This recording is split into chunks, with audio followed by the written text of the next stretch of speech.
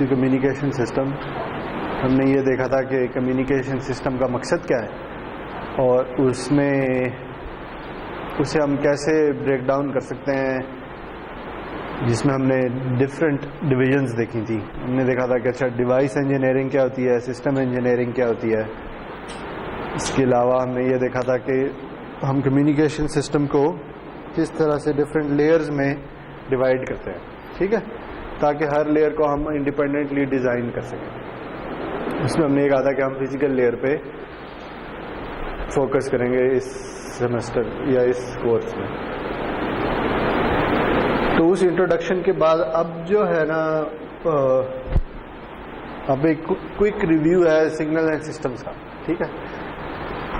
यहाँ पे असम्पशन यही है कि आप सिग्नल सिस्टम्स पढ़ के आए हैं, तो आपको चीज़ें जो है ना वो समझाने की ज़रूरत नहीं होगी, चीज़ें एक दफ़ा रिव्यू कर लें, ठीक है, जल्दी जल्दी से, कि कौन कौन से टूल सिग्नल सिस्टम्स के ज़्यादा यूज़ होंगे इस कोर्स में, ठीक है। तो ये रिव्यू मोस्ट प्रॉब्ली 1 या 2 लेक्चर लेगा और उसके बाद फिर हम कम्युनिकेशन सिस्टम की डिफरेंट स्कीम्स या डिफरेंट डिज़ाइंस पढ़ना शुरू करेंगे।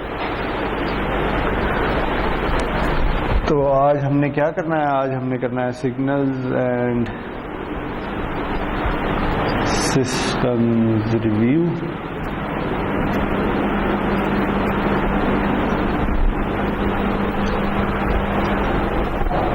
इसमें हमने कुछ चीज़ें पिछली दफ़ा भी देखी थी, जिसमें हमने ये देखा था कि अच्छा कॉन्टिन्यूस सिग्नल क्या होता है और डिस्क्रीट सिग्नल क्या होता है और डिजिटल सिग्नल क्या होता है, याद है। ये हमने पिछले लेक्चर में ही थोड़ा बहुत देख लिया था। इसके अलावा हमने ये देखा था कि अच्छा रियल और कॉम्प्लेक्स सिग्नल में क्या फ़र्क होता है, ठीक। तो अगर कोई कॉम्प्लेक्स सिग्नल है तो उसकी वैल्यू जो है टाइम के अगेंस्ट वो कॉम्प्लेक्स होगी, तो उस कॉम्प्लेक्स नंबर को हम फिर डिफरेंट तरीके से रिप्रेजेंट भी कर सकते हैं। हम उसे मैग्नीट्यूड फेज में रिप्रेजेंट कर सकते हैं, हम उसे रियल और इमेजिनरी में रिप्रेजेंट कर सकते हैं। तो वो बात हो चुकी है, अब हम आगे चल रहे हैं। तो जो पहला टॉपिक है वो है energy and power of a signal.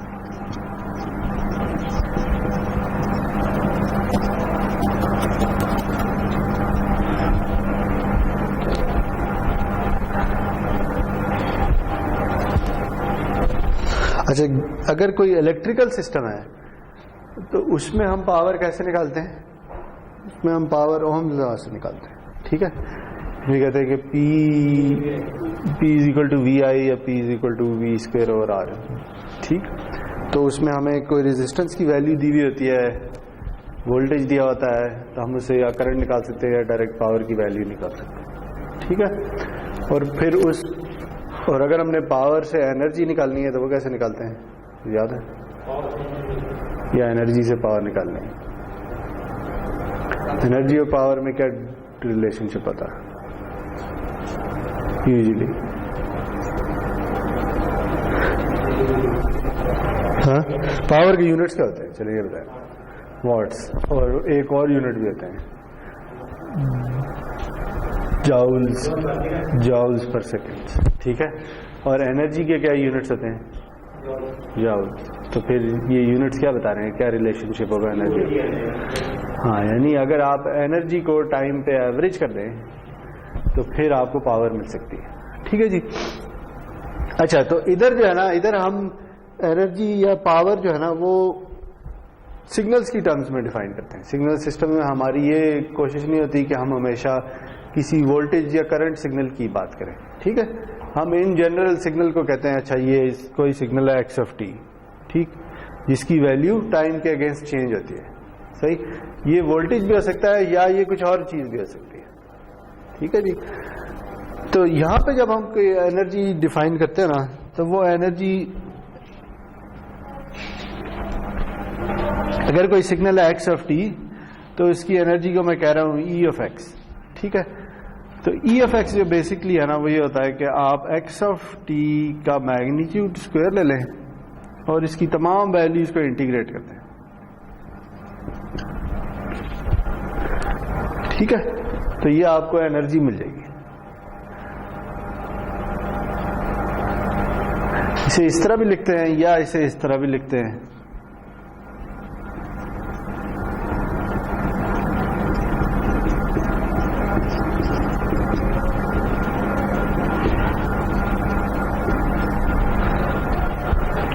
ये दोनों एक ही चीजें हैं, ठीक है।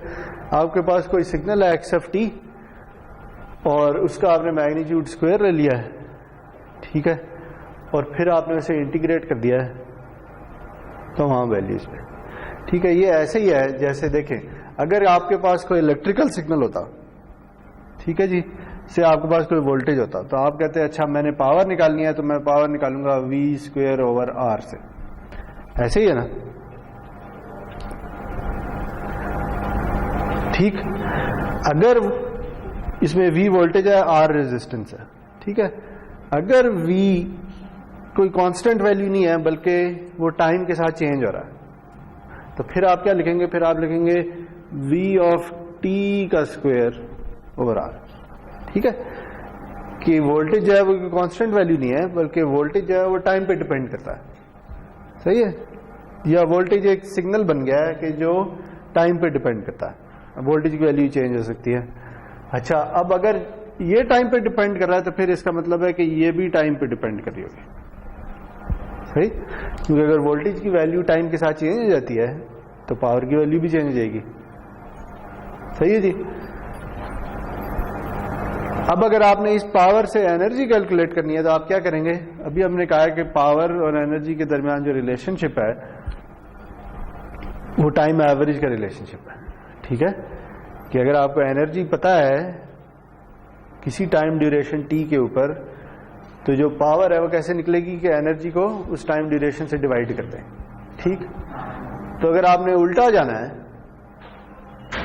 अगर आपने पावर से एनर्जी फाइंड करनी है तो फिर आप क्या करेंगे, फिर टाइम से मल्टीप्लाई कर देंगे, ठीक है। तो अगर मैं इसे फॉर एग्जांपल ये कहता हूं कि पावर जो है वो 4 वॉट्स है, ठीक है, for a duration of 2 seconds, ठीक है जी। कोई सिग्नल है, उसकी ड्यूरेशन 2 सेकंड है और उसकी पावर 4 वॉट्स है। अगर आपने इससे एनर्जी निकालनी है तो आप एनर्जी कैसे निकालेंगे, आपको पता है कि पावर और एनर्जी के दरमियान जो रिलेशनशिप है वो ये है कि power equals energy over time, ठीक है। अगर एनर्जी को एवरेज कर दिया जाए तो पावर आ जाती है, तो अगर आपने इधर से एनर्जी निकालनी है तो आप क्या करेंगे, E equals P into T, ठीक है। तो आप क्या करेंगे जी, 4 को मल्टीप्लाई कर देंगे किसके साथ, 2 के साथ, ये पावर है और ये टाइम ड्यूरेशन है, तो आपके पास 8 जूल्स आ जाएगा। बात समझ आई। लेकिन ये वो केस है कि जिसमें पावर कांस्टेंट है, ठीक है, 2 सेकंड्स के लिए एक कांस्टेंट पावर आपको मिल रही है 4 वॉट्स की, सही हो गया। लेकिन अब अगर मैं ये कह दूं कि पावर जो है वो है 4t वॉट्स, ठीक है, for a duration of t goes from 0 to 2, अब आपका क्या ख्याल है, अब क्या हुआ है, अब पावर टाइम पे डिपेंड कर रही है, ठीक है। टाइम जा रहा है 0 से 2, जैसे पहले 2 सेकंड्स की ड्यूरेशन थी, अब भी 2 सेकंड की ड्यूरेशन है, लेकिन अब पावर जो है वो कांस्टेंट नहीं है बल्कि वो टाइम की वैल्यू पे डिपेंड करती है, ठीक है। तो अब क्या होगा, अब हम ये कहेंगे कि अगर ये टाइम का एक्सेस है, ये 0 है, ये 1 है और ये 2 है, और अगर मैं इधर पावर की वैल्यू ड्रॉ कर लूं तो ये रिलेशनशिप है 4t। तो अगर टाइम की वैल्यू 0 है तो पावर की क्या वैल्यू होगी, टी की वैल्यू 0 है तो पावर की क्या वैल्यू होगी, 0 होगी, ठीक है। यानी जब टाइम शुरू हुआ उस वक्त पावर की वैल्यू 0 थी। अब जैसे जैसे टाइम बढ़ना शुरू करेगा टी की वैल्यू बढ़नी शुरू हो जाएगी और उसके साथ साथ पी की वैल्यू भी बढ़ती चली जाएगी, ठीक है। तो जब टाइम 1 होगा तो पावर की क्या वैल्यू होगी, 4। जब 2 होगा तो पावर की वैल्यू क्या होगी, 8, ठीक है जी। तो आपके पास इस तरह की एक रिलेशनशिप आ जाएगी, ठीक है। अब क्या हुआ है, वो ये है कि अब पावर टाइम के साथ कांस्टेंट नहीं रही बल्कि चेंज हो रही है। पहले क्या था, पहले ये था कि जो पावर थी वो कांस्टेंट थी, तो अगर मैं कांस्टेंट सिग्नल को ड्रॉ करूं तो मेरे पास किस तरह का सिग्नल आएगा। ठीक है, यानी जो पहले एग्जांपल ली थी उसमें ड्यूरेशन 2 सेकेंड्स ही थी, लेकिन पावर चूंकि टाइम पे डिपेंड नहीं करती थी इसलिए वो कांस्टेंट थी, वो 4 थी। नहीं, इससे वो 0 से 2 तक था, मैं ऐसे एग्जांपल ले रहा हूँ, क्योंकि वो कांस्टेंट था तो कहीं भी चले जाएं तो वो 2 ही होगा।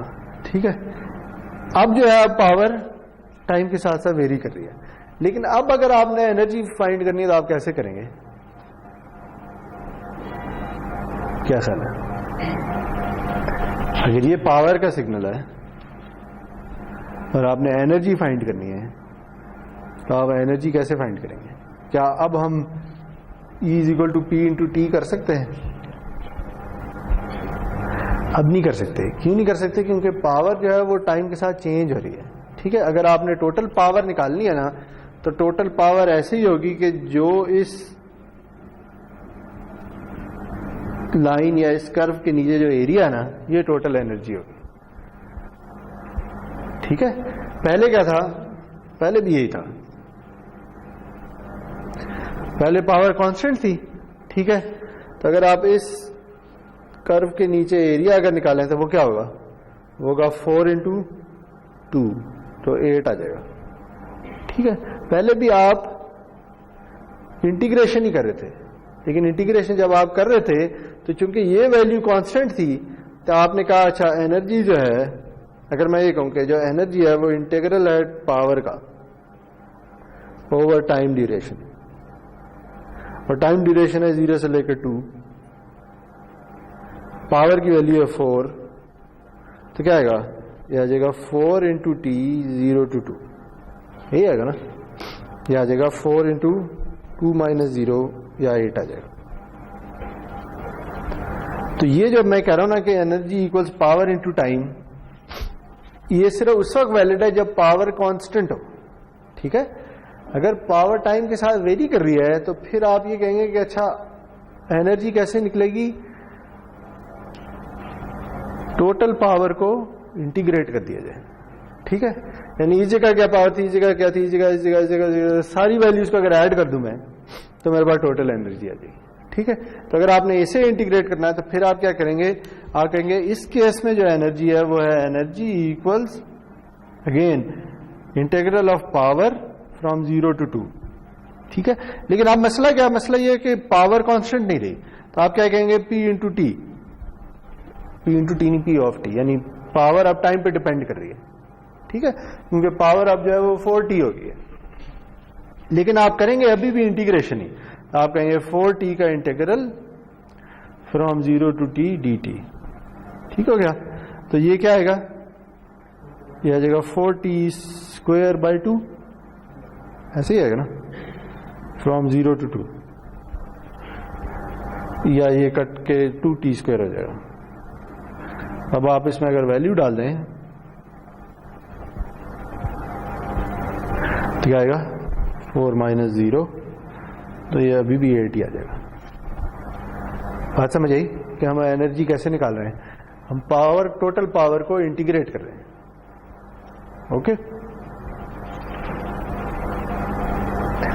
तो पता क्या चला कि अगर कोई इलेक्ट्रिकल सिस्टम है तो उसकी पावर इस तरह से निकलती है और उसकी जो एनर्जी है वो निकलेगी पावर को इंटीग्रेट करने से। ठीक है, सही है। और ये इंटीग्रेशन की लिमिट्स क्या है? वो हम ये कह देते हैं कि -∞ to ∞ है। -∞ to ∞ का मतलब ये है कि जो भी पावर सिग्नल की ड्यूरेशन है सारी की सारी इसके अंदर आ जाएगी।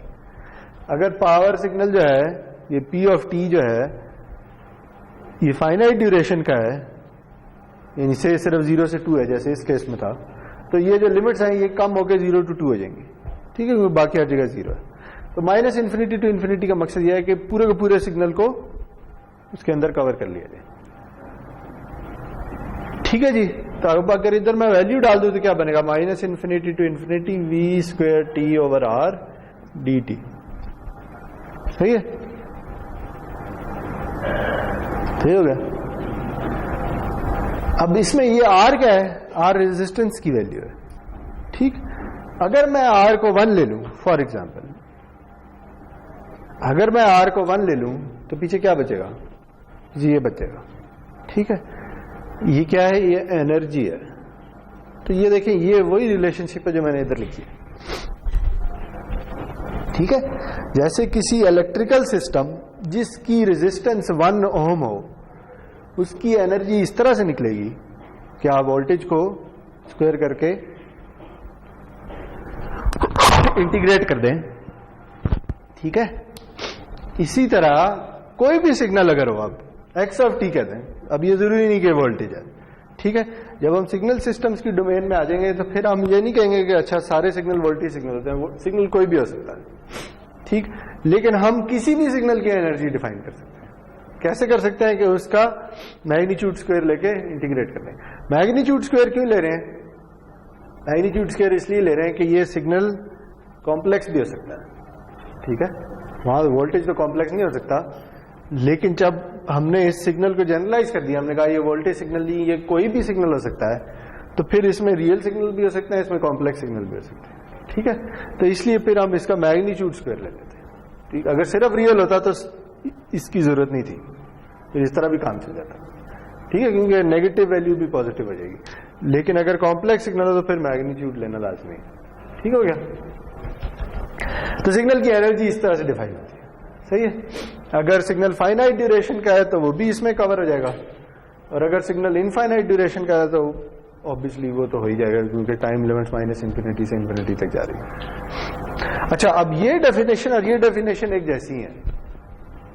क्यों? क्योंकि इसमें अब हम क्या कर रहे हैं, इसमें अब हम ये कर रहे हैं कि हमने कोई टाइम की वैल्यू ले ली है। ठीक है, जैसे मैं कैपिटल टी कह रहा हूं, सही है जी, और मैं इंटीग्रेशन कर रहा हूं एक कैपिटल टी टाइम के ऊपर, लेकिन फिर मैंने टी को इन्फिनिटी डाल दिया, तो ये वही बात बन जाएगी। जब आप टी को इन्फिनिटी डालेंगे तो यहां क्या बन जाएगा, minus infinity over 2 to infinity over 2, तो वो यही बात बन जाएगी। ठीक है, क्योंकि इन्फिनिटी को 2 से डिवाइड भी करते हैं तो कोई फर्क नहीं पड़ता। तो ये दोनों डेफिनेशंस एक जैसी हैं। इस डेफिनेशन का फायदा क्या है, अभी हम आगे चल के देखेंगे। अगर कोई सिग्नल पीरियोडिक है ना, तो फिर उसके लिए अगर एनर्जी फाइंड करनी है तो ये डेफिनेशन जरा ज्यादा आसान होगी। ठीक है, क्योंकि अगर कोई सिग्नल पीरियोडिक है तो हम टी को एक पीरियड के इक्वल ले लेंगे। ठीक है, ये अभी हम कोई एग्जांपल करते हैं तो देखते हैं कैसे पता चलता है। लेकिन आपको ये समझ आ गई कि ये डेफिनेशन कहां से आ रही है। ये डेफिनेशन का ओरिजिन एक इलेक्ट्रिकल सिस्टम से ही है। ठीक, लेकिन यहां आके हमने उसे जनरलाइज कर दिया। हमने उसे कहा है कि एक्स को वोल्टेज होना जरूरी नहीं है, एक्स कुछ भी हो सकता है। एक्स कोई प्रेशर सिग्नल हो सकता है, एक्स कोई साइनोसॉइडल सिग्नल हो सकता है, कोई भी थ्योरेटिकल सिग्नल ले लें, कोई भी वैल्यू ले लें, यहां पे उसकी एनर्जी मैं इस तरह से निकाल सकता हूं।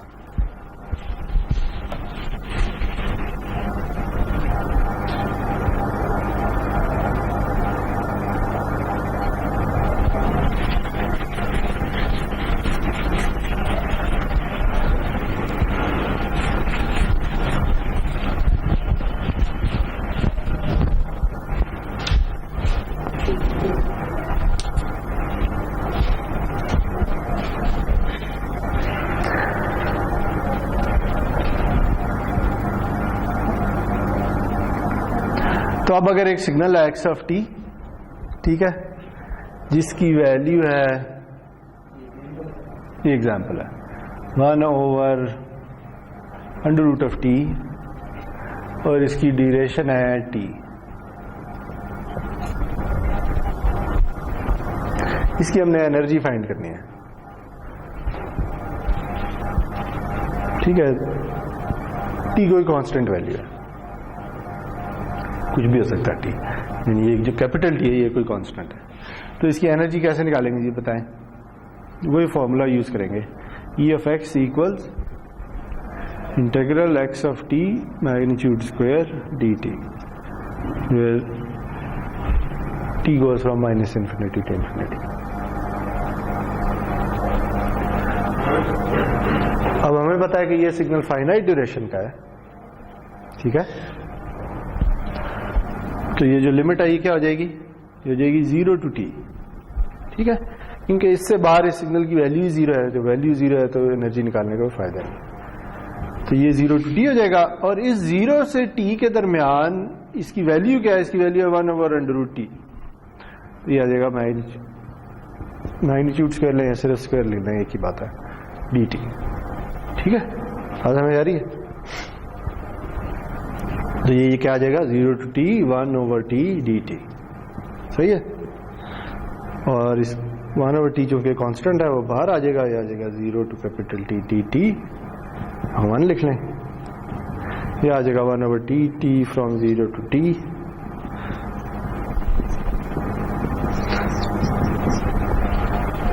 ठीक है, ये सीधी सीधी इंटीग्रेशन है, इसमें कोई इतना बड़ा मसला नहीं है। 1 का इंटीग्रल t आ जाएगा, लिमिट्स डालेंगे 0 से t, तो वो t - 0 होके t आ जाएगा, t कैंसिल होके 1 आ जाएगा। ठीक है, इसमें कोई मसला तो नहीं है इस इंटीग्रेशन में।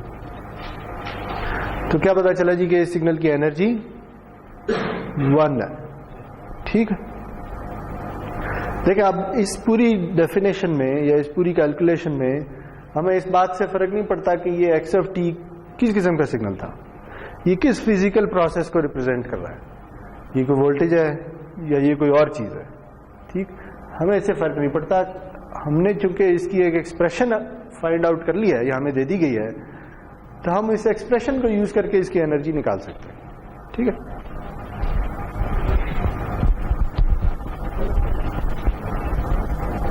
चलें जी आगे चले।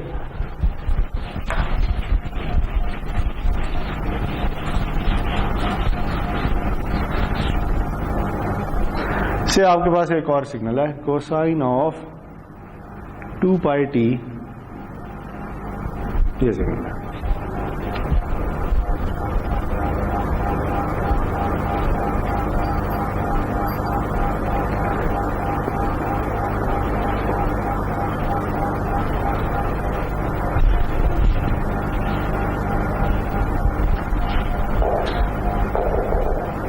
इस सिग्नल की जो ड्यूरेशन है वो इनफाइनाइट है। ठीक है, t की जो भी वैल्यू डाल दें आपको कुछ ना कुछ वैल्यू मिल जाएगी जब आप उसको कोसाइन कैलकुलेट करेंगे। ठीक है, दूसरा आपको ये पता है कि चूंकि ये कोसाइन से डिफाइन हो रहा है तो ये एक पीरियोडिक सिग्नल है। ठीक है, पीरियोडिक और एपीरियोडिक के दरमियान तो फर्क पता है या नहीं पता? पीरियोडिक सिग्नल कौन सा सिग्नल होता है? ये थोड़ी देर बाद रिपीट होता हो। ठीक है, और अगर वो रिपीट हो रहा है तो इसका मतलब है कि उसका कोई टाइम पीरियड होगा। टाइम पीरियड क्या होता है? वो ड्यूरेशन जिसके बाद उसकी वैल्यू रिपीट होनी शुरू हो जाती है। ठीक, और अगर टाइम पीरियड पता हो तो उससे हम एक और क्वांटिटी डिफाइन कर सकते हैं जिसे हम कहते हैं फ्रीक्वेंसी। फ्रीक्वेंसी कैसे डिफाइन होती है? वो इनवर्स होती है टाइम पीरियड। ठीक है, तो अगर कोई सिग्नल पीरियोडिक नहीं है तो हम क्या कहेंगे, वो क्या सिग्नल है? ए पीरियोडिक। ठीक है, तो ए पीरियोडिक सिग्नल का टाइम पीरियड क्या होगा? इनफाइनाइट, वो कभी भी रिपीट नहीं करता। ठीक है, चले, तो ये सिग्नल जो है ये पहले जो सिग्नल की एग्जांपल ली थी वही पीरियोडिक सिग्नल था, अब जो ले रहे हैं वो पीरियोडिक सिग्नल है। क्यों? क्योंकि कोसाइन की वैल्यू रिपीट होती है। ठीक, तो जैसे जैसे टाइम की वैल्यू बढ़ती चली जाएगी आपको नजर आएगा कि थोड़ी देर बाद वैल्यूज रिपीट होना शुरू हो गई। ठीक है, तो बताएं इस सिग्नल का टाइम पीरियड क्या है? कोई आइडिया है?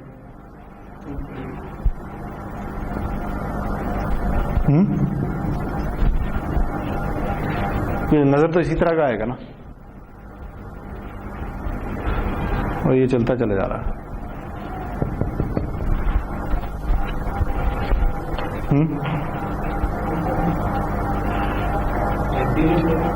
क्या इस सिग्नल की फ्रीक्वेंसी क्या है?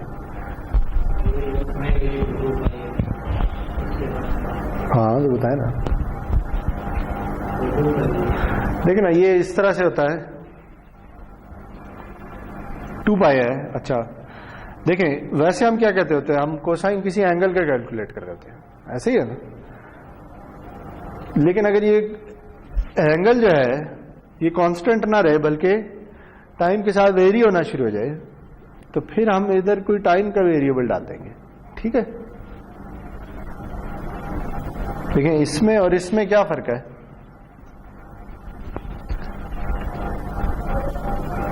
कोई आइडिया है? अगर हम सिग्नल सिस्टम्स की बात करें तो इसमें और इसमें क्या फर्क है? हाँ, और ये क्या है? ठीक है, देखिए ये थीटा है, थीटा कोई कांस्टेंट वैल्यू है, इसका मतलब है कि ये खुद से एक कांस्टेंट है। ठीक, लेकिन जब हम सिग्नल सिस्टम्स की बात करते हैं ना, तो जहां पे टी आ जाए, टी का मतलब होता है टाइम। ठीक, और टाइम जो है वो हमारे केस में एक इंडिपेंडेंट वेरिएबल है जिसकी वैल्यू चेंज होती रहती है। ठीक है, तो जब टाइम की वैल्यू चेंज होती रहती है तो ये टोटल वैल्यू भी चेंज होती रहेगी।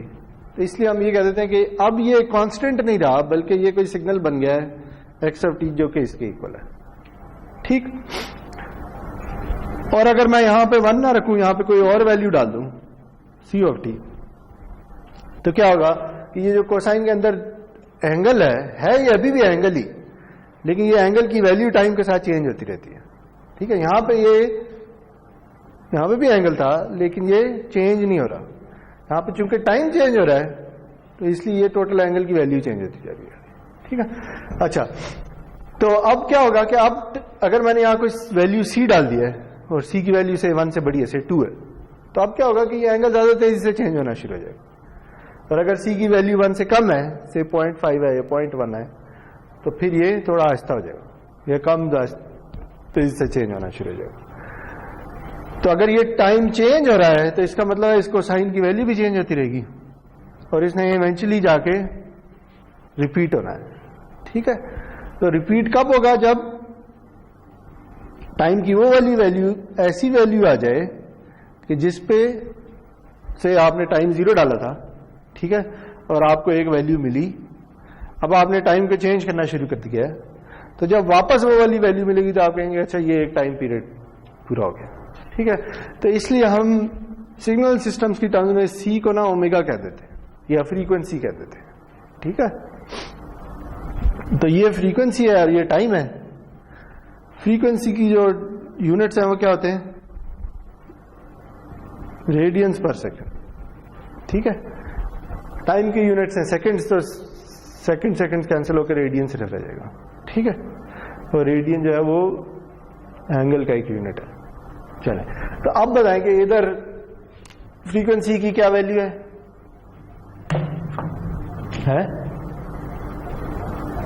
अगर इससे मैं कंपेयर करूं इसे, तो ओमेगा की वैल्यू क्या है? 2 पाई।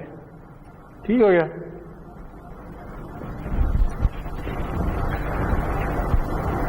ये रेडियंस पर सेकंड में है, तो इससे साइकिल्स पर सेकंड में चेंज करेंगे तो क्या होगा? उसके क्या रिलेशनशिप पता, वो जो आप बता रहे थे पहले वही होता है, ओमेगा इक्वल्स 2 पाई एफ। ठीक है, जिसमें अब ये जो एफ है ये रेडियंस में नहीं रहा बल्कि साइकिल्स में चेंज हो गया। ठीक है, ये क्यों साइकिल्स में चेंज हो गया? क्योंकि ये 2 पाई अलग से हमने लगा दिया। ठीक है, यानी हो रहा क्या है कि पहले एंगल चेंज हो रहा था, 0 से चलता वापस जब यहां पे आता था तो आप कहते थे कि अच्छा 360 डिग्री कंप्लीट हो गए या 2 पाई रेडियंस कंप्लीट हो गए। ऐसे ही है ना, ये जब एंगल 0 से चलेगा और वापस 360 पे आएगा तभी एक साइकिल कंप्लीट होगी, तभी एक पीरियड कंप्लीट होगा। ठीक है, तो आप कहते हैं अच्छा एक साइकिल में 360 डिग्रीज होते हैं या 2 पाई रेडियंस होते हैं या एक साइकिल होती है। ठीक है, तो एक साइकिल का फिर क्या मतलब है? एक साइकिल का मतलब है 2 पाई रेडियंस। ठीक, क्योंकि एक साइकिल में 360 डिग्री या 2 पाई रेडियंस होते हैं, तो इसलिए ये जो अब एफ आ रही है यहां पे, ये क्या होगी? ये साइकिल्स पर सेकंड होगी। ठीक है, तो अगर से फ्रीक्वेंसी 1 है, यानी ये 1 साइकिल्स पर सेकंड है, तो इसका मतलब है कि 2 पाई रेडियंस पर सेकंड, यानी एक सेकंड में एक साइकिल कंप्लीट होती है या 2 पाई रेडियंस कंप्लीट हो जाते हैं, एक ही बात। ठीक है, तो ये जो एफ है ये साइकिल्स पर सेकंड में, या इसे हम हर्ट्ज भी कह देते हैं। तो अब एफ की वैल्यू क्या बनेगी इस केस में? ओमेगा ओवर 2 पाई है, ओमेगा की अपनी वैल्यू भी 2 पाई है, तो ये 1 हर्ट्ज बन जाएगी। ठीक हो गया, हम करने क्या लगे थे? इसकी एनर्जी फाइंड करनी। ठीक है, तो अब ये देखें कि अब अगेन हम एनर्जी का फॉर्मूला यूज करेंगे, तो हम कहेंगे अच्छा energy of x equals -∞ to ∞ cosine of 2 pi T D T.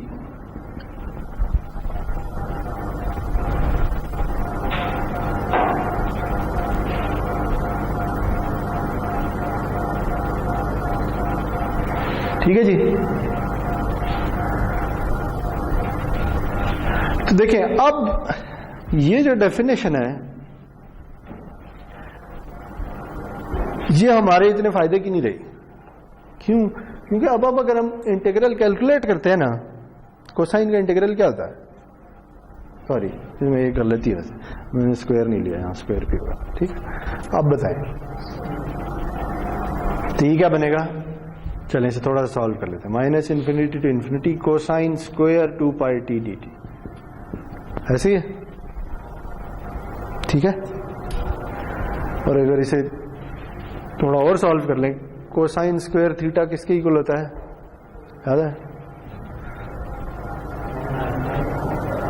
1 2 1 minus sine square होता है, एक और भी होता है, ये डबल एंगल आइडेंटिटी कहते हैं। क्या कहते हैं? Cosine square theta equals 1 plus cosine 2 theta by 2। ये किसी की याद है? ये भी एक रिलेशनशिप होती है, नहीं याद? या इस तरह की भी होती है, कोसाइन, इसे दूसरी तरह भी लिख लेते हैं, cosine 2 theta equals 2 cos square theta minus 1। इस तरह की भी चीज होती है। ये शायद इस तरह की कोई रिलेशनशिप आपको याद हो। ये मैं सिंपली 2 को उधर ले गया और ये बना दिया। खैर, तो ये हम यूज कर सकते हैं इधर। तो हम ये कहेंगे minus infinity to infinity 1 plus cosine 2 theta by 2 D T. ठीक है, अगर आप इसे अलग-अलग कर लें तो ये बन जाएगा integral 1 by 2 D T plus cosine 2 theta by 2 D T. ऐसे ही है, लेकिन लिमिट्स अभी भी माइनस इन्फिनिटी टू इन्फिनिटी जा रही है।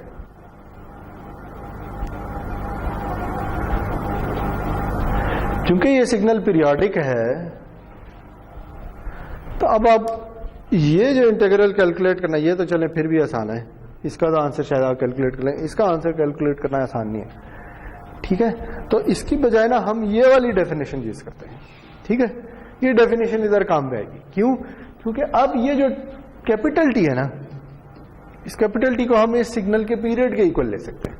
ठीक है, तो हम क्या करेंगे, हम बेसिकली अगर मैं इस लिमिट को हटा दूं तो यहां पे हम क्या कर रहे हैं, हम क्या करेंगे, हम ये एक पीरियोडिक सिग्नल है जिसके एक पीरियड की एनर्जी फाइंड करेंगे। ठीक है, टी हम कोई भी वैल्यू ले सकते हैं, तो हम टी को पीरियड के इक्वल ले देते हैं। ठीक है, और फिर टी को इन्फिनिटी डाल देंगे। तो ये वाली डेफिनेशन यूज करते हैं। अगर ये वाली डेफिनेशन यूज करें तो यहां पे क्या आएगा,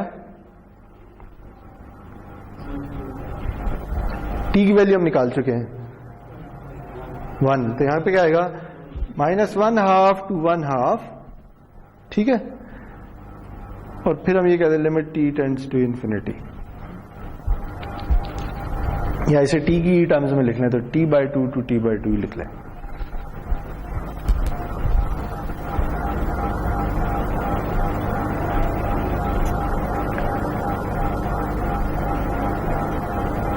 ठीक है, तो अब क्या होगा, अब ये बन जाएगा limit t tends to infinity -t/2 to t/2।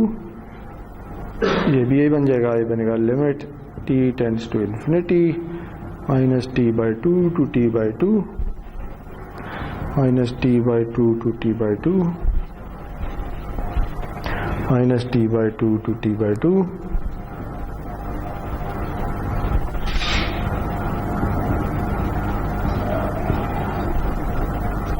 ठीक हो गया। अब हम इस इंटीग्रल को सॉल्व कर लेते हैं। तो ये मैं थीटा थीटा लिखा जा रहा हूं, यहां पे क्या आना है, यहां पे 4 पाई टी आएगा।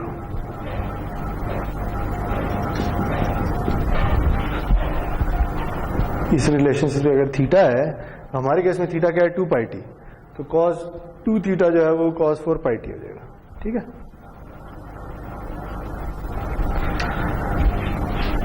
तो अब हम आगे चले जाएं, आ जाएगा limit t tends to infinity 1/2t from minus capital T/2 to capital T/2, ठीक है, प्लस कोसाइन का इंटीग्रल क्या होता है, साइन, ठीक है। तो ये आ जाएगा sign 4πt/2 from minus T/2 to T/2।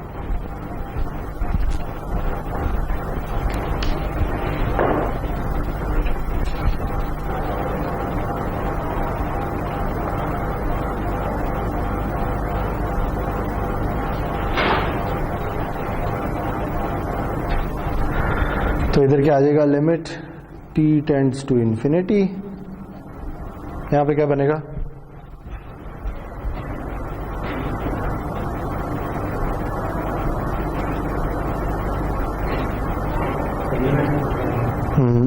डालेंगे क्या होगा,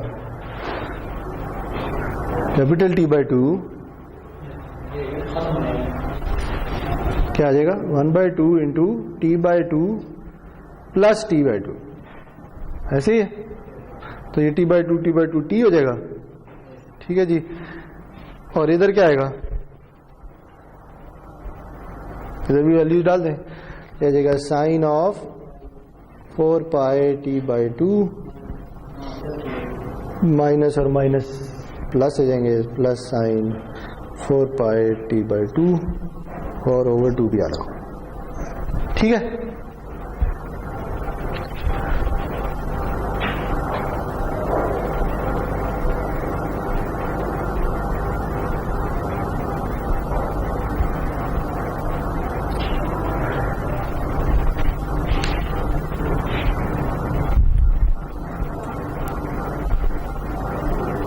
अच्छा, अब ये देखें कि यहां पे क्या आएगा, ये आ जाएगा, मैं इधर लिख रहा हूं, sorry, limit t tends to infinity T/2 plus T/2 t बन जाएगा, तो ये टोटल हो जाएगा T/2।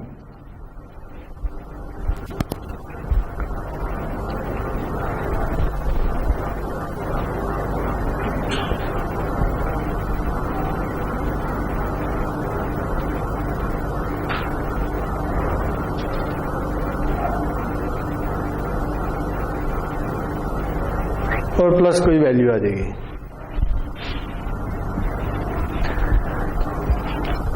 लेकिन अब मेन बात यह है कि अभी हमने क्या करना है, इसे टी को इन्फिनिटी डालना है, ठीक है। जब टी को इन्फिनिटी पुट करेंगे तो इधर आंसर क्या आएगा,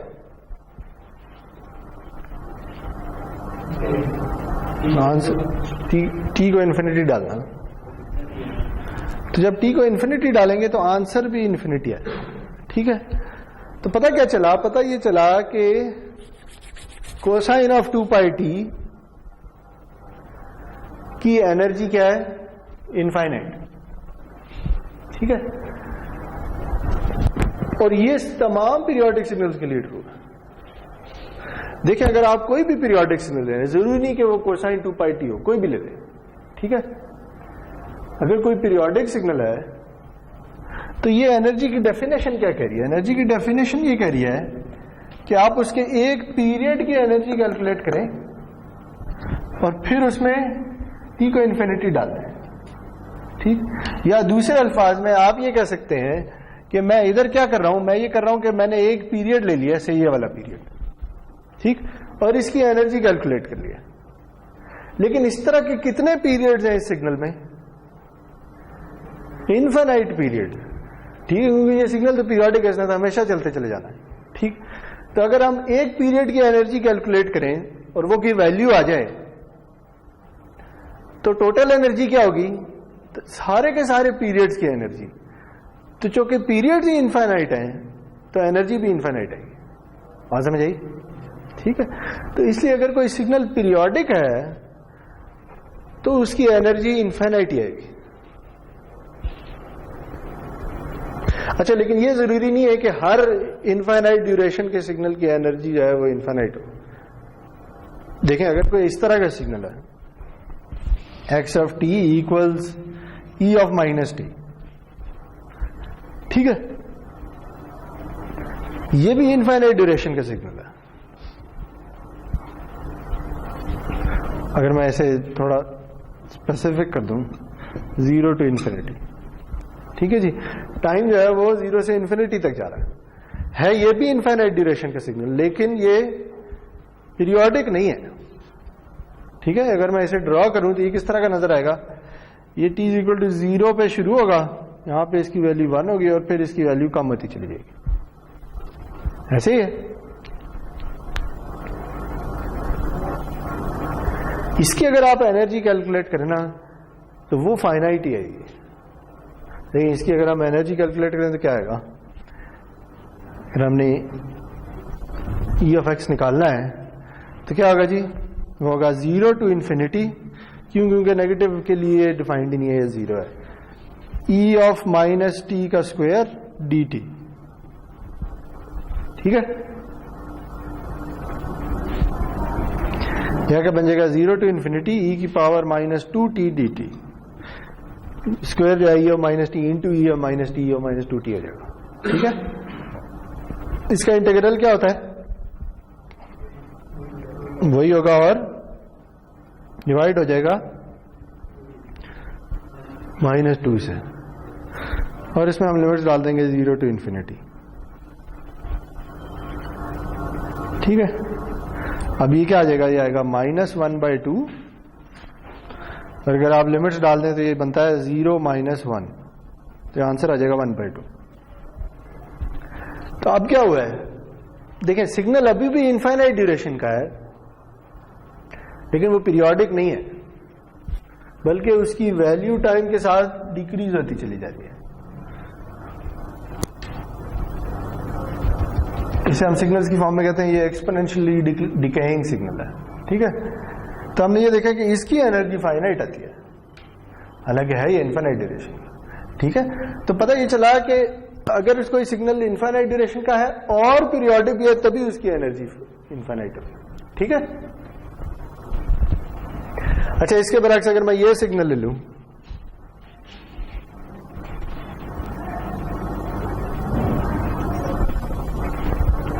इसके बारे में क्या ख्याल है, ये यूनिट स्टेप सिग्नल है, याद है, ये यूनिट स्टेप सिग्नल होगा, ये भी इनफाइनाइट ड्यूरेशन का है। तो अब क्या होगा, अब इधर किसका इंटीग्रल आएगा, 1 का। ठीक है, अगर मैं 1 का इंटीग्रल कैलकुलेट कर लूं तो आंसर क्या आएगा आपके ख्याल में, t आ जाएगा, t में लिमिट्स डालेंगे तो आंसर क्या आ जाएगा, इन्फिनिटी। ठीक है, तो अब ये देखेंगे, अब ये सिग्नल ऐसा है, इनफाइनाइट ड्यूरेशन का है, पीरियोडिक भी नहीं है, लेकिन इसकी भी एनर्जी इनफाइनाइट है। ठीक है, बात समझ आ रही है। तो अगर तो सिग्नल पीरियोडिक है तो इसकी एनर्जी इनफाइनाइट होगी, अगर वैसे इनफाइनाइट ड्यूरेशन का है तो फिर देखना पड़ेगा। ठीक है, अगर उसकी वैल्यू टाइम के साथ साथ डिके कर रही है तो हो सकता है उसकी एनर्जी फाइनाइट हो, अगर नहीं डिके कर रही, कांस्टेंट है जैसे इस सिग्नल में, तो फिर इनफाइनाइट होगी। ठीक हो गया, चलो पीरियोडिक और लाजमी है इनफाइनाइट होगा। यस,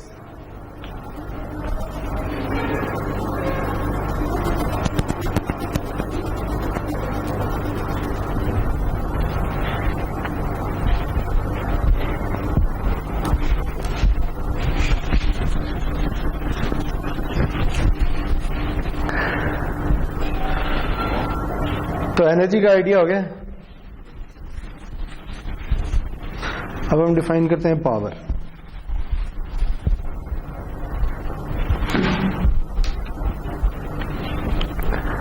अभी हमने पीछे देखा था, जब हमने शुरू में बात की थी तो हमने कहा था कि एनर्जी और पावर के दरमियान जो रिलेशनशिप है वो ये है कि पावर जो है वो एक किस्म की टाइम एवरेज एनर्जी होती है।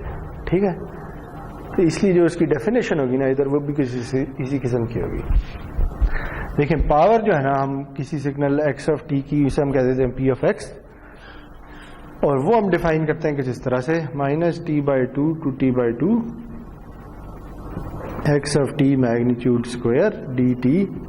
लेकिन आप इसे एवरेज कर लो उस ड्यूरेशन पे, और फिर इसमें t को इन्फिनिटी डाल दो।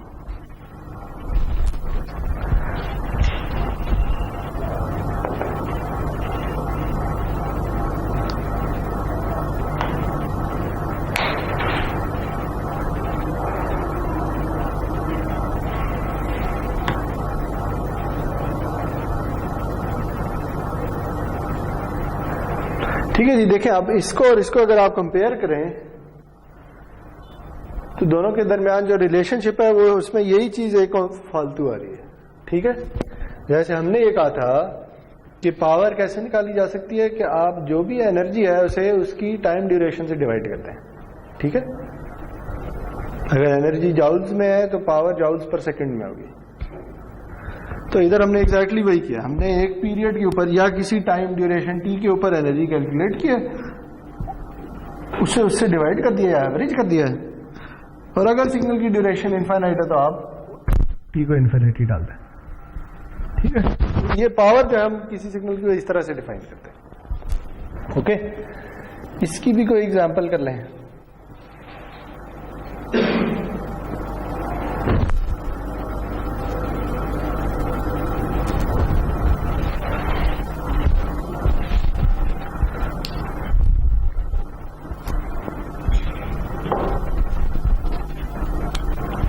देखिए, जो हमने सबसे पहले सिग्नल लिया था x of t equals 1 over under root t, t goes from 0 to capital T, यही लिया था ना एनर्जी के केस में।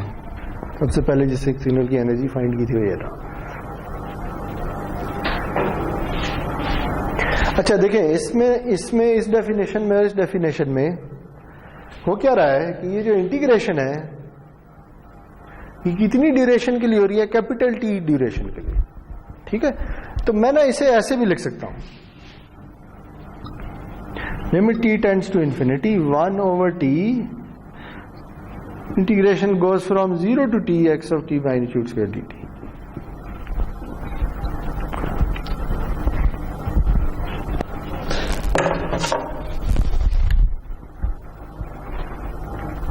और कुछ सारी खत्म हो गया, मार्कर ला देंगे भी।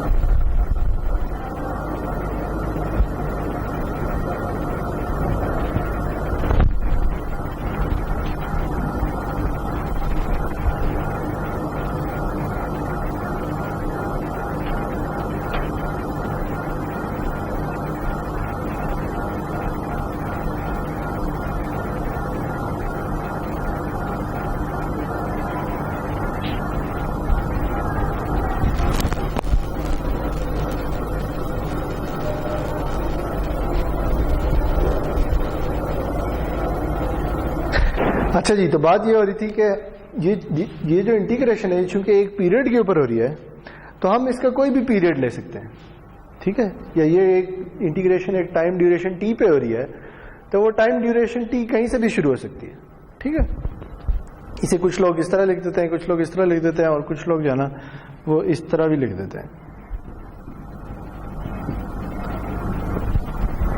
ठीक है, इसका मतलब यह है कि ये इंटीग्रेशन किसी टाइम t के लिए कैलकुलेट हो रही है।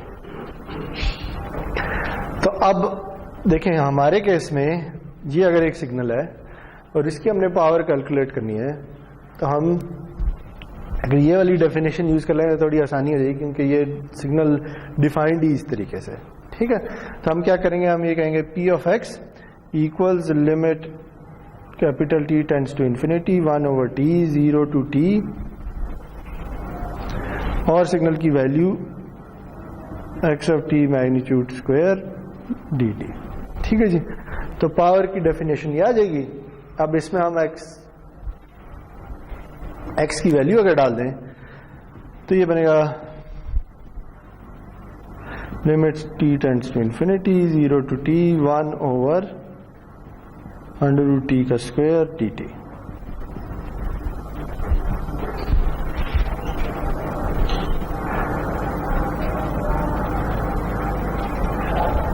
ठीक है, ये इंटीग्रल अभी थोड़ी देर पहले हमने कैलकुलेट किया, इसका आंसर क्या था?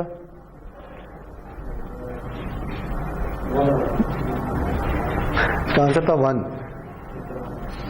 ठीक है, तो ये आंसर क्या आएगा यहाँ पे, limit t tends to infinity 1/t। Answer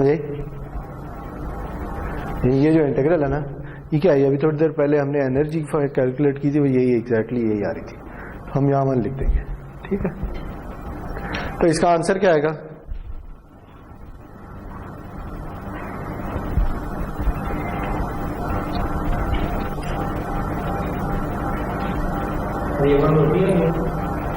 है ना, ये पूरा इंटीग्रल जो है ये 1 के इक्वल है ना। 1/t का स्क्वायर लो, 1/t आ जाएगा। ठीक है, इंटीग्रेशन भी तो t के ऊपर हो रही है ना, वो t और वो t कैंसिल हो जाएंगे। कर लें, चलें कर लेते हैं। आप देख ले 1/t, एक तो ये 1/t आ रहा है। ठीक है, एक ये 1/t बाहर आ जाएगा। ठीक है, और इंटीग्रल आ जाएगा 0 to कैपिटल T 1 dt। ठीक है, ये आ जाएगा limit t tends to infinity 1/t square, और इस इंटीग्रल की वैल्यू क्या आएगी? t आ जाएगी। तो एक t कैंसिल हो जाएंगे, तो आ जाएगा limit t tends to infinity 1/t। ठीक है, तो इसका आंसर क्या आएगा? लिमिट डाल दें अगर तो 0 आ जाएगा। ठीक है, तो पता क्या चला कि इस सिग्नल की पावर 0 है।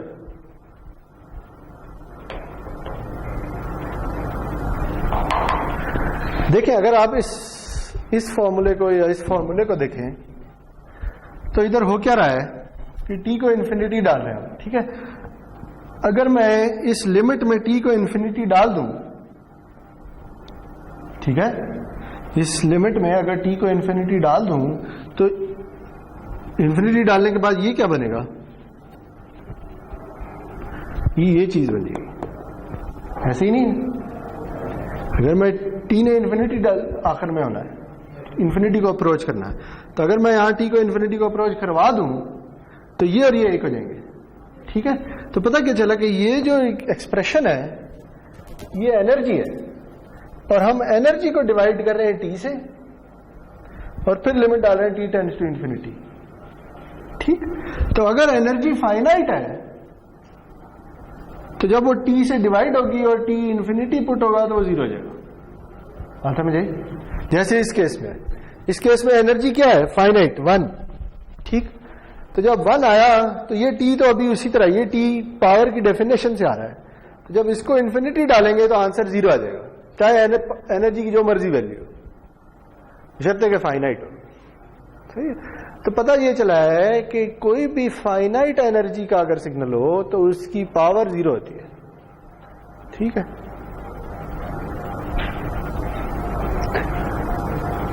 तो जो हमने अभी पीछे एग्जांपल्स की थी वो सब एग्जांपल जिनमें एनर्जी फाइनाइट आ रही थी उनकी पावर 0 आएगी। ठीक है, सिवाय इस एग्जांपल के। इस एग्जांपल में एनर्जी इनफाइनाइट आ रही थी। ठीक है, याद है, ये वो पीरियोडिक सिग्नल वाली एग्जांपल थी। तो अब इसकी पावर कैलकुलेट कर लेते हैं, ठीक है। ये जो अभी एग्जांपल ली थी हमने कोसाइन ऑफ 2 पाई टी, हमने कहा था कि ये पीरियोडिक सिग्नल है, पीरियोडिक सिग्नल की एनर्जी इनफाइनाइट होती है, तो अब देखना है कि इसकी पावर क्या होगी, सही है।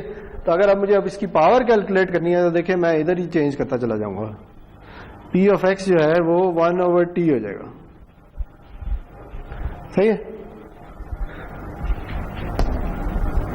वही definition -t/2 to t/2 signal के मैग्नीट्यूड का स्क्वायर dt, सिर्फ जो एडिशन की है वो ये 1/t आ गया, ठीक है। तो इधर भी 1/t आ जाएगा, इधर भी 1/t आ जाएगा।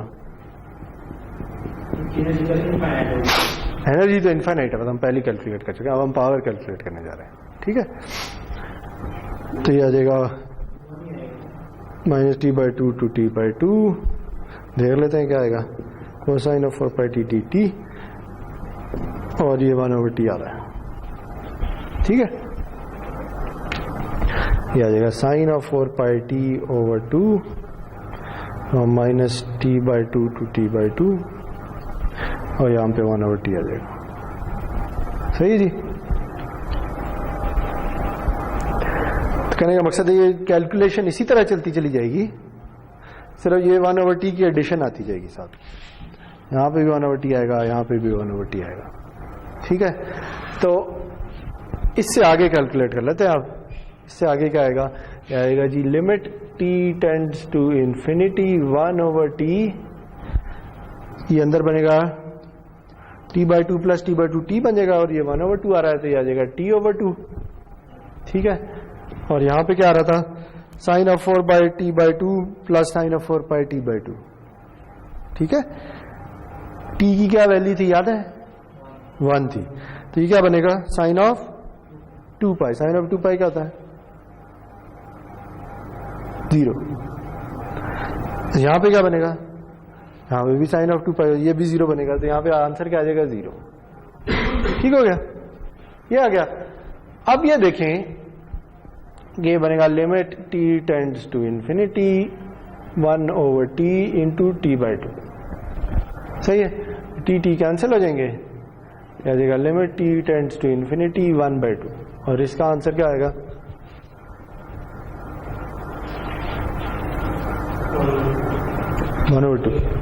क्योंकि अब t रहा ही नहीं है, जब t है ही नहीं इस इक्वेशन में तो उसे इंफिनिटी डाल भी दें तो कुछ नहीं होगा। तो क्या हुआ कि पावर फाइनाइट आ गई है,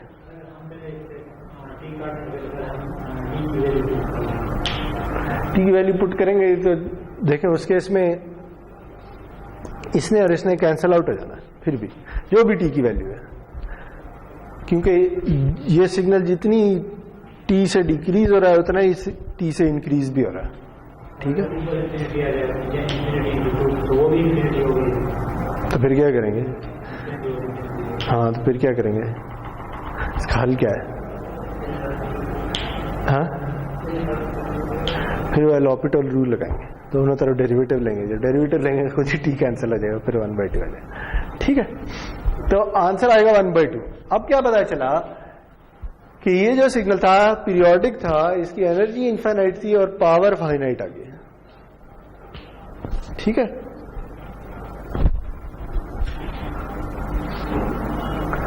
दूसरे अल्फाज में आप ये कह सकते हैं कि अगर कोई सिग्नल, अगर किसी सिग्नल की पावर फाइनाइट है तो लाजमी है कि उसकी एनर्जी इनफाइनाइट होगी, ठीक है जी, बात समझ आई। अगर कोई सिग्नल, अगर किसी सिग्नल की पावर फाइनाइट है तो लाजमी है कि उसकी एनर्जी इनफाइनाइट होगी, ठीक है। क्योंकि अगर पावर फाइनाइट आ रही है तो एनर्जी कैसे कैलकुलेट होनी है, पावर से पावर को इंटीग्रेट करके, ठीक है। जब पावर को इंटीग्रेट करेंगे एक इनफाइनाइट ड्यूरेशन पे तो आंसर इनफाइनाइट आ जाएगा। तो ये दो रूल्स हैं जी जो जनरली यूज होते हैं कि अगर एनर्जी फाइनाइट हो तो पावर 0 होती है, जैसे हमने इस केस में देखा था, और अगर पावर फाइनाइट हो तो एनर्जी इनफाइनाइट होती है, ठीक है। यूजुअली जो पीरियोडिक सिग्नल्स होते हैं ना उन्हें हम पावर में डील करते हैं, ठीक है, क्योंकि उन्हें एनर्जी में डील नहीं किया जा सकता, क्योंकि एनर्जी इनफाइनाइट होती है। सही। और यूजली अगर हम कम्युनिकेशन सिस्टम्स में देखें तो हम सिग्नल की पावर की बात कर रहे होंगे, एनर्जी की बात नहीं कर रहे होंगे। ठीक है, हम यूजली सिग्नल्स को as a power signal treat करने की कोशिश करेंगे। ओके, और आप देखेंगे यूजली यही हो रहा होगा कि सिग्नल में ना कोई कोसाइन या साइन की टर्म आ रही होगी, जिसकी वजह से वो पावर सिग्नल बन रहा होगा। सही।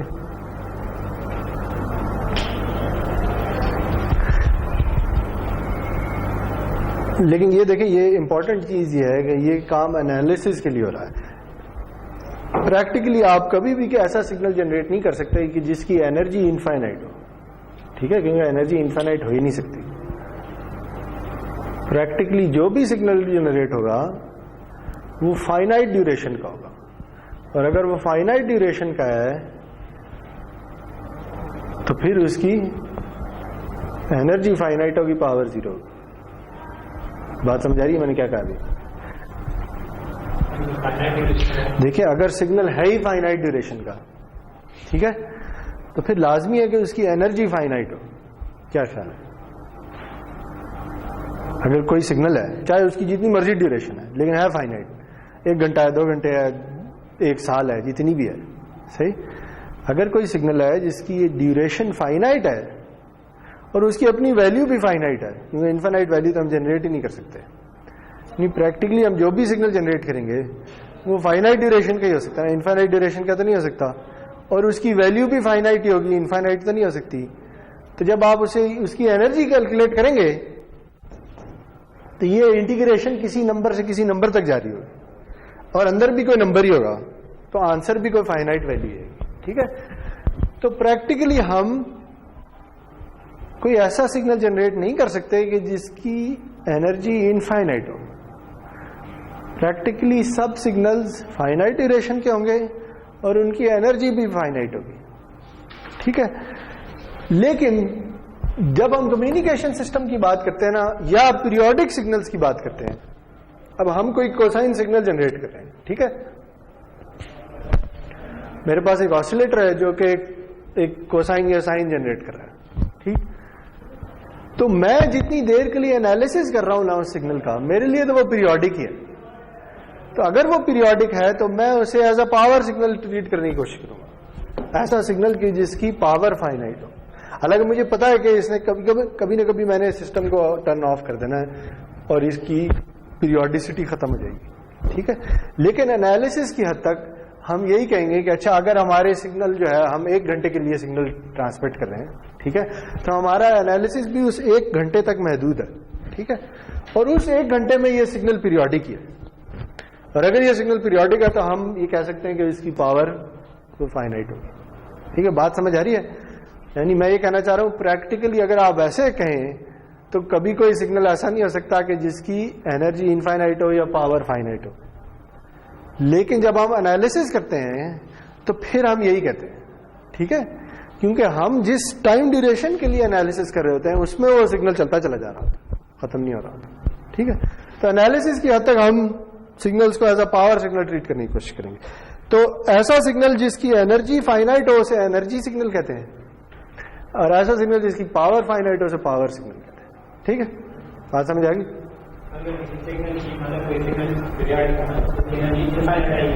लाजमी है, हमने देख चुके, पावर फाइनाइट हो।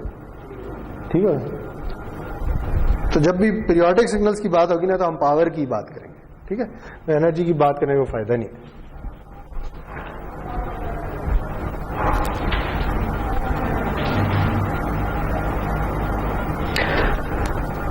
अच्छा जी, आगे चलें।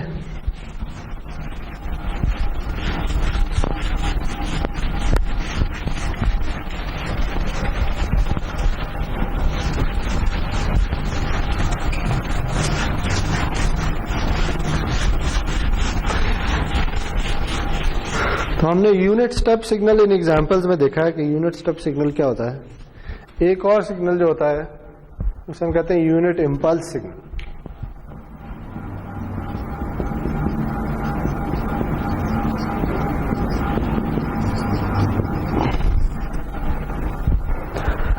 यूनिट इंपल्स सिग्नल जो है ना वो कुछ इस तरह का नजर आता है।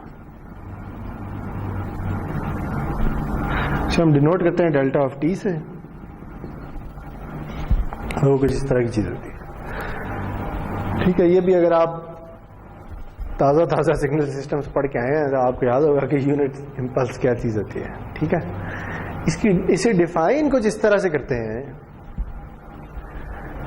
कि यूनिट इंपल्स सिग्नल कुछ इस तरह से होता है। असल में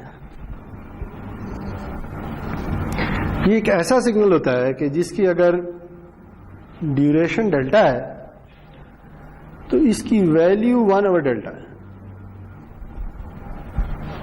ठीक है, यानी जो सिग्नल की ड्यूरेशन है उसका इनवर्स इसकी वैल्यू है। यानी अगर सिग्नल की ड्यूरेशन फॉर एग्जांपल 0.5 सेकेंड्स की है तो उसकी वैल्यू 2 होगी।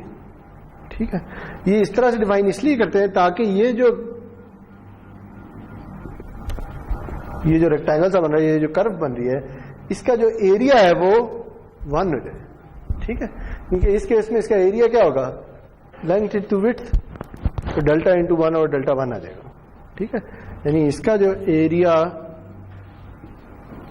अंडर द कर्व है वो है 1। ठीक है,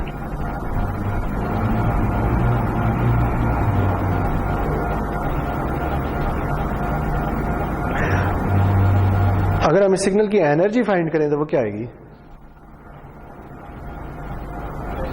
अगर इस सिग्नल की एनर्जी फाइंड करें तो क्या आएगी? ये वैल्यू है, ये वैल्यू है 1/डेल्टा, ड्यूरेशन है डेल्टा।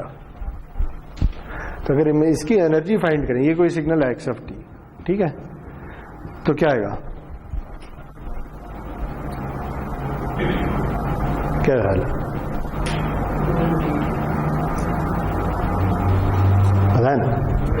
एनर्जी की डेफिनेशन, एनर्जी फाइंड करनी, sorry, E of X find करना है, minus infinity to infinity X of T magnitude square D T. ठीक है, तो आप बताएं क्या ख्याल है? ड्यूरेशन जो है वो डेल्टा है। ठीक है, वैल्यू है 1/डेल्टा, मैग्नीट्यूड स्क्वायर डी टी, कुछ इस तरह की चीज आ जाएगी। ठीक है, और आप इसकी एनर्जी फाइंड कर सकते हैं। लेकिन अच्छा, अब ये देखें कि जो यूनिट इंपल्स सिग्नल है ना वो इससे डिफाइन होता है। अगर मैं इस डेल्टा को छोटा करना शुरू कर दूं, इसकी वैल्यू कम करना शुरू कर दूं, तो इसकी हाइट बढ़ना शुरू हो जाएगी। ठीक है, तो यूनिट इंपल्स सिग्नल वो सिग्नल होता है कि जिसमें ये डेल्टा जो है ये 0 को अप्रोच कर रहा हो। ठीक है, अगर डेल्टा 0 को अप्रोच कर रहा हो तो ये वैल्यू इन्फिनिटी को अप्रोच कर रही होगी। ठीक है, इसलिए जब हम इसे ड्रॉ करते हैं ना तो हम इसकी ये ड्यूरेशन को एक लाइन बना देते हैं, यानी 0 कर देते हैं, और इसकी वैल्यू के लिए एरो ड्रॉ कर देते हैं कि इसकी वैल्यू इन्फिनिटी को जा रही है। ठीक है, लेकिन अगर इसकी वैल्यू इन्फिनिटी को जा रही है तब भी इसका एरिया अंडर द कर्व 1 नहीं होगा। ठीक है, यानी देखें ना, इसे अगर मैं छोटा कर दूं और इसकी हाइट को बड़ा कर दूं तो इसका area under the curve change नहीं होगा, वो अभी भी 1 ही होगा। ठीक है, तो अगर डेल्टा 0 को अप्रोच करे तो हम इसे कहते हैं कि अच्छा, ये सिग्नल जो है अब एक यूनिट इंपल्स सिग्नल बन गया है जिसका एरिया अंडर द कर्व अभी भी 1 ही है। ठीक है, हाल समझ आई? तो अब अगर ये सिग्नल है, यूनिट इंपल्स सिग्नल है, और इसकी मैं एनर्जी फाइंड करना चाहता हूं,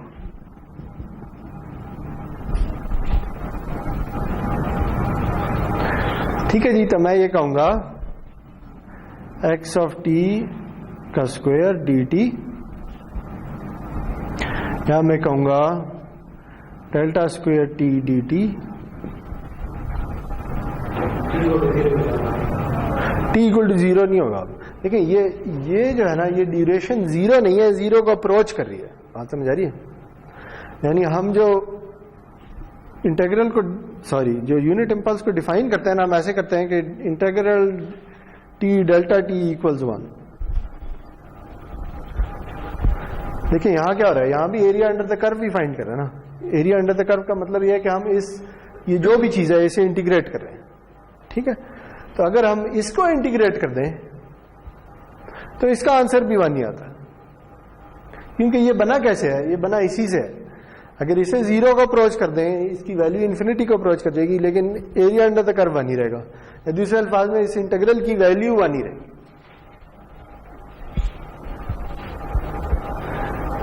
ठीक है, बात समझ आ रही है?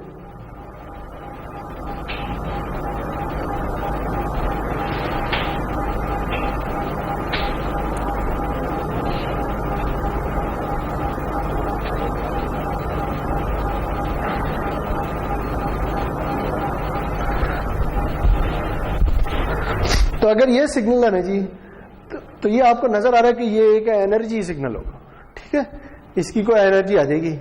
लेकिन अगर मैं इसी को पीरियोडिक बना दूं,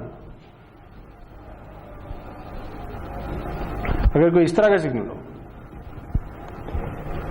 यहां t सेकेंड्स के बाद एक इंपल्स आ जाती है, तो अब क्या होगा? अब इसकी एनर्जी इनफाइनाइट हो जाएगी। क्यों? क्योंकि एक इंपल्स की एनर्जी फाइनाइट थी, अब इसमें इनफाइनाइट इंपल्सेस आ गए हैं, क्योंकि ये पीरियोडिक सिग्नल बन गया, तो इसकी एनर्जी इनफाइनाइट हो जाएगी। लेकिन अब इसकी पावर फाइनाइट हो जाएगी। ठीक हो गया? बात समझ आ गई? तो ये यूनिट इंपल्स सिग्नल बाद में यूज होगा। तो मैं अभी हमने देख लिया कि यूनिट इंपल्स सिग्नल होता क्या है।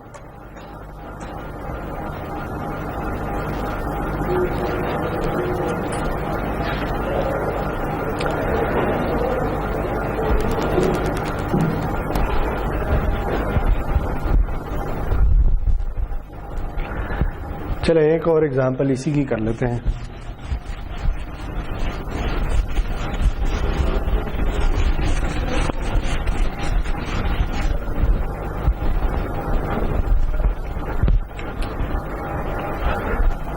अच्छा जी, अब आपके पास एक सिग्नल है x of t equals e of j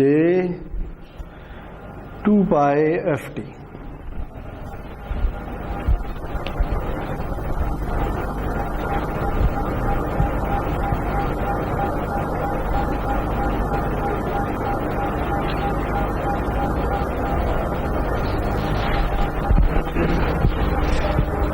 इसकी मैंने पावर कैलकुलेट करनी है।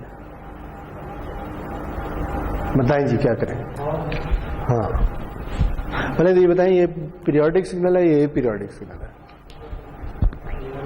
ये पीरियोडिक सिग्नल है। ठीक है, याद है कॉम्प्लेक्स एक्सपोनेंशियल सिग्नल क्या होता था?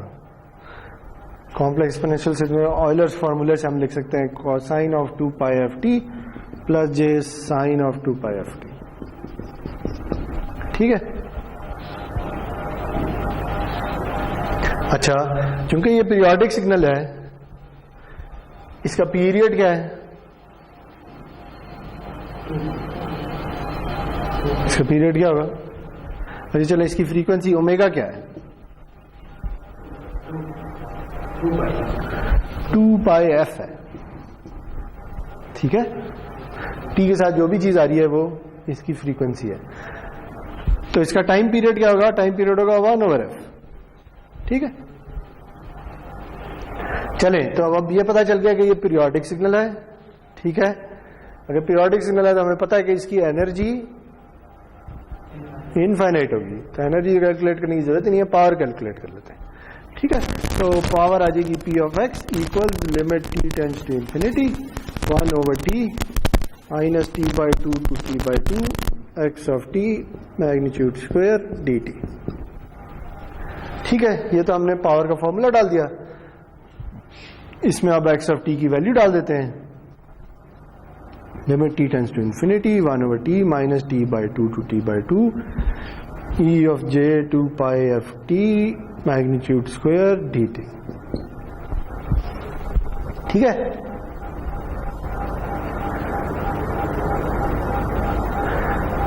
अब बताएं जी इसका मैग्नीट्यूड स्क्वायर क्या आएगा? ये एग्जांपल मैं इसलिए भी करा रहा हूं कि ये जो सिग्नल है, बताएं ये सिग्नल रियल है या कॉम्प्लेक्स है? ये कॉम्प्लेक्स सिग्नल है। ठीक है, चूंकि ये कॉम्प्लेक्स सिग्नल है तो अब यहां पे हमें मैग्नीट्यूड कैलकुलेट करना पड़ेगा। ठीक है, तो बताएं जी इसका मैग्नीट्यूड क्या होगा?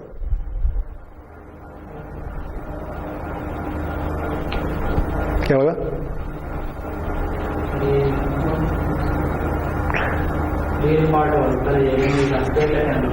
ठीक है, अगर इसका मैग्नीट्यूड फाइंड करना है तो हम करना पड़ेगा real square plus imaginary square under root.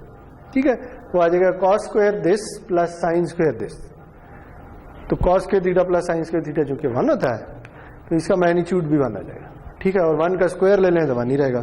तो यहाँ क्या रह जाएगा? -t/2 to t/2 1 dt।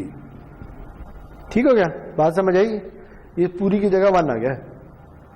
ठीक है, क्योंकि ये कॉम्प्लेक्स नंबर है इसलिए हमने इसका मैग्नीट्यूड लिया पहले, फिर उसका स्क्वायर लेंगे। इसका मैग्नीट्यूड ही 1 आ जाएगा, तो 1 का स्क्वायर भी 1 आ जाएगा। ठीक है, अच्छा जी, तो आप बताएं क्या आएगा? Limit t tends to infinity 1/t, और आगे क्या रह जाएगा?